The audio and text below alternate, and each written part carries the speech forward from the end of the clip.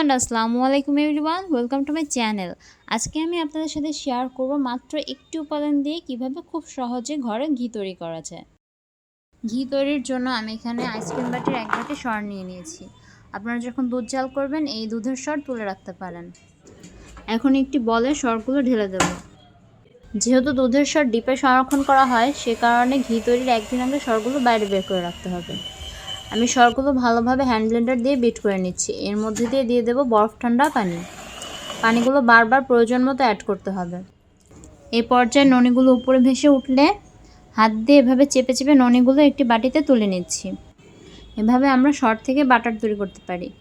এই ননিটি ডিপে রেখে দিলে শক্ত হয়ে আসলেই বাটার তৈরি হয়ে যাবে। আজকে আমি বাটার তৈরি করছি না, সরাসরি ঘি তৈরিতে চলে যাচ্ছি। চুলায় একটি পাতিল বসিয়ে ননিটুকু ঢেলে দিচ্ছি। ক্রমাগত নাড়তে হবে যেন নিচে লেগে না যায়, আর চুলার আঁচটা অবশ্যই মিডিয়ামে রাখতে হবে।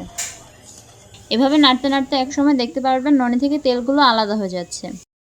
এই পর্যায়ে চুলার আঁচ স্লোতে রাখতে হবে। সম্পূর্ণ ননি থেকে ঘি আলাদা হওয়া আগ পর্যন্ত আমরা জাল করে নেব। ঘি ঠান্ডা হয়ে আসলে একটি পাত্রে আমরা ছেঁকে নেব। ছাকার পর এগুলো হলো ঘিয়ের অবশিষ্ট অংশ।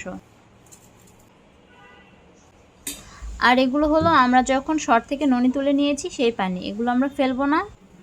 এই উপাদানগুলো কিভাবে কাজে লাগাতে পারেন তার রেসিপি আমার চ্যানেলে পেয়ে যাবেন। আপনারা দেখতেই পাচ্ছেন খুব সহজে সর থেকে কিভাবে ঘি তৈরি করা হলো।